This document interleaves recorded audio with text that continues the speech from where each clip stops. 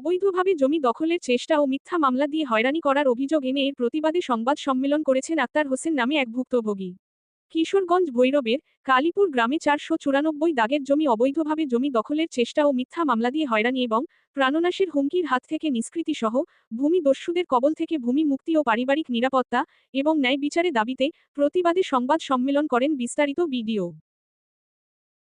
কালীপুর গ্রামের স্থায়ী বাসিন্দা ন্যাশনাল প্রেস সোসাইটি ভৈরব উপজেলার সাবেক সাধারণ সম্পাদক, কালীপুর মৌজায় অবস্থিত 494 দাগের এক সালিসি দরবার কাউন্সিলর ইব্রাহিম মিয়ার অফিসে অনুষ্ঠিত হয়েছিল। সেই দরবারে সালিসে আক্তার মিয়া 494 দাগের প্রকৃত মালিক সবাই এই বলে আক্তার মিয়ার পক্ষে রায় দেয় এবং মিলন মিয়ার কাগজপত্র সঠিক নয়, তাকে এই জমিতে আর না যাওয়ার জন্য সকলে রায় প্রদান করে।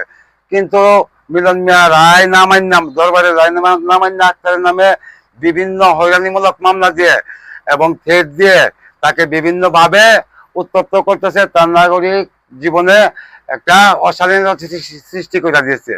আক্তার মিয়া অর্থনৈতিকভাবে সামাজিকভাবে বিভিন্নভাবে ক্ষতিগ্রস্ত। ইদানিং আবার আমার এলাকার কিছু ভূমিদস্যু মহল মিলন মিয়ার সহযোগিতা এবং মিলন মিয়ার কাছ থেকে একটা পাওয়ার নিয়ে তার জমিতে পুনরায় জবরদখল কইরা আইল সৃষ্টি কইরা গর্ত সৃষ্টি কইরা ও জমি জবরদখলে নিছে। আমি মানবাধিকার কর্মী হিসেবে চাই আক্তার মিয়া নেই বিচার পাক, তার ন্যায্য ভূমি কাগজপত্র দেখে সে যদি সঠিক পাওনা হয়, আপনারা সাংবাদিক মহল এবং বর্তমান সরকারের কাছে আমার আকুল আবেদন, তার উপরে বারবার মামলা দিয়া হয়রানি করে তার যে মানবাধিকার লঙ্ঘন হয়েছে, সে যে বিচার শাসন থেকে বঞ্চিত। এই জন্য আমি সরকারের কাছে, বাংলাদেশ আইন প্রয়োগকারী সংস্থার কাছে, সাংবাদিক মহলের কাছে আক্তার মিয়া যাতে ন্যায় বিচার পায় এবং তার মানবাধিকার লঙ্ঘন যাতে না হয় তার উপরে, এই জন্য সকলের কাছে আবেদন জানাচ্ছি, আমি জানাচ্ছি। ফয়জুল কবির, সভাপতি, ভৈরব উপজেলা গণমাধ্যম ও মানবাধিকার পরিষদ। আমি বিগত কিছুদিন আগে কালীপুর গ্রামে গিয়েছিলাম এবং আক্তার মিয়া, মিলন মিয়া তাদের সাথে কথাবার্তা সাপেক্ষে তাদের যে জমি সংক্রান্ত বিরোধ, এই বিরোধে দেখলাম যে আক্তার মিয়ার উপর তারা নির্যাতন করতেছে, তার মানবাধিকার লঙ্ঘন করতেছে। তখন আমরা বললাম যে আমাদের কাছে তুমি ইয়ে করো, আমরা আইনগত সহায়তা করব। এই মর্মে একটা দরখাস্ত দিয়েছে, আমরা ইউনো পর্যায়ে যাব, আইনগত সহায়তা করব এবং তার উপর যে অত্যাচার হয়েছে তার ন্যায় বিচারের জন্য আমরা আছি। এবং আপনারাও যারা সাংবাদিক ভাইরা আছেন, আপনারা ন্যায় বিচার পাওয়ার জন্য পত্র পত্রিকায় দিয়ে এটা এড করে দিবেন। ভৈরববাসী, আমার ভাই আক্তার মিয়া কালীপুর গ্রাম, সে বিগত কিছুদিন ধরে তা মামলা করে এলাকার এবং 4টি ওয়ার্ডের 4টি মেম্বার ছিল, সে দরবারের মধ্যে সে তার জায়গায় তাই রায় পায়। কিন্তু রায় পাওয়ার পরে দেখা গেল কি কালীপুরের কিছু শক্তিধর ব্যক্তি আছে যারা তার উপর দিয়ে ডেঙে গিয়ে তার ক্ষেত অবৈধভাবে দখল করে নিয়েছে এবং তা বর্তমানে যে ক্ষতিগ্রস্ত অবস্থায় আছে। এখন সে এই ক্ষতিগ্রস্তের অবস্থা দাঁড়িয়ে তার সাংসারিক পরিবারের মধ্যে অশান্তি, তার কাজের দিক দিয়ে অশান্তি, সেই অশান্তি দূর করার জন্য আমি বর্তমান সরকার সরকারের প্রতি আমার আহ্বান রইল, আক্তার ভাই কালীপুর ওয়ার্ড নিবাসী, সে যেন একটি সুস্থ বিচার পায়। আমি 2-3 বছর আগে 2022 সালে কাউন্সিলর 12 নং ওয়ার্ডে তার কার্যালয়ে বসার পর সাংবাদিক এখানে ছিল, সাংবাদিক, মানবাধিকার কর্মী, ব্যান্ডার, এলাকা গণ্যমান্য ব্যক্তি অনেকে ছিল, কিন্তু মোহাম্মদ মিলন মিয়া কোনো সঠিক কাগজ দেখাতে পারে নাই। তারপর সবাই তাকে আক্তার মামার জায়গা ফিরিয়ে দিয়েছে।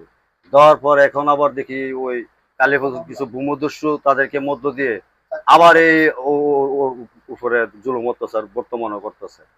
এই জন্য আমি মোহাম্মদ আক্তার মিয়ার উপর যে জুলুম নির্যাতনটা হইতেছে, আমরা এলাকাবাসী এই প্রত্যাশা করি বর্তমান সরকারি সাহেব এবং তার আইন প্রয়োগকারী সংস্থা, ঠিক আছে, সাংবাদিক ভাইদের মাধ্যমে যাতে সে সুষ্ঠু বিচারটা পায়, এটি আমরা প্রত্যাশা করি। রহিম, প্রিয় ভৈরববাসী এবং সাংবাদিক ভাইয়েরা এবং ভৈরবের ঊর্ধ্বগত আইনত কর্মকর্তারা এবং নির্বাহী কর্মকর্তারা, সবার কাছে আমার বিনীত নিবেদন এই যে আমি কালীপুর গ্রামের বাসিন্দা মোহাম্মদ আক্তার হোসেন, পিতা আব্দুল হাই, মাতা জাফু বেগম, আমি 30 বছর যাবত আমার 494 দাগের জমির খারিজ খাজনা করে বুক দখল করে আসিতেছি। আমার বিরুদ্ধে মিলন মিয়া গ্রাম চুন্ডিবের মোহাম্মদ কবির মিয়ার ছেলে, সে 2009 সালে নাকি আপনার একটি জায়গা কিনছে। সে আমার 2022 সালে আসে আমার জমি থেকে আমাকে ফসল কাটতে নেগা, আমার জোর জবল করে মারধর করে। তারপর আমি সারা দেশের জনগণের কাছে বিচার চাই, দরবারের এবং কাউন্সিলর এলাকার তাদের কাছে।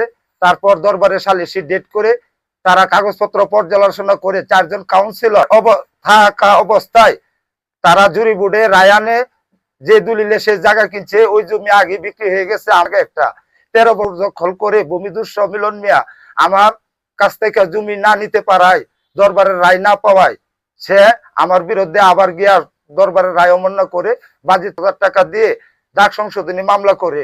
ওই মামলা আবার সে আপনার 10-12 হাজিরা দেওয়ার পর সে মামলা নিজে প্রত্যাহার করে 5-6 মাস পরে আবার চুন্ডিবার গ্রামের হীরা মিয়া, মানিক মিয়া সাইড থেকে আমার হালাম্মার আওলাদের কাছ থেকে সে একটা দান দলিল নেয়, যাদের নামে কোনো খাজনা খারিজ কোনো কিছু নাই।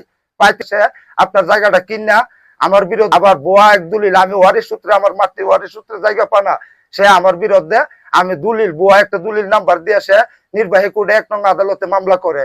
ওই মামলা থেকে আমি 10-12 হাজিরা দেওয়ার পরে কিছুদিন পরে আমি জামিন খালাস মঞ্জুর আমাকে অব্যাহতি দেয় মামলা থেকে। সেই মামলা চলমান থাকাকালীন সে আবার 794 দাগে কোর্টে মামলা করে পিবিআই কে তদন্ত দেয়। আমার এই মামলা বর্তমান চলমান অবস্থায়।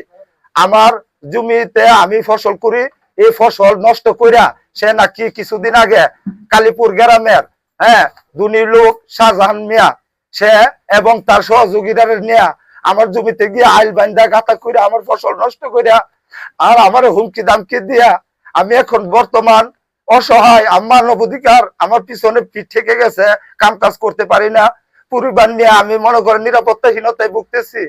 আমার উকুল আবেদন বর্তমান যে সরকার আসছে এবং স্বাধীন বাংলার বুকে আমি স্বাধীন বিচার চাই। আমি মানুষের কাছে দাঁড়ে দাঁড়ে ঘুরেও আমি সঠিক বিচার পাই নাই, আমি মামলা করব টাকা পাই নাই। আমি 4টা-5টা মামলা খাইছি, 4টা-5টা দরবার করে রায় পাইছি, এরপরও সে শান্ত হয় নাই। সে আমাকে জমির মাঠ সবকিছু কাটতে নিয়ে যায়। এখন আমার উকুল আবেদন মানব অধিকারের কাছে আমি বিচার চাইছি এবং এই দেশের বাসী আইনত কর্মকর্তা সবার কাছে আমার সত্যের বিচার চাই। আমার খারিজ জমির আমার ওয়ারিশ সত্তা সবকিছু কাগজপত্র ডকুমেন্ট আমি আমার নিয়ে আছে। আর ওর জমির কোনো খারিজ খাজনা কিচ্ছু নাই, জিডি আছে, ইডি 2 নম্বর আপনার ইডি নিয়ে আমার বিরুদ্ধে একের পর এক আমার মনে করেন সে সন্ত্রাসী বাহিনী দিয়া সে আমার টের দেওয়া হইতেছে। এখন আমি আপনাদের কাছে বিচার প্রার্থনা করি, আমার সত্যের আমি জবাব চাই।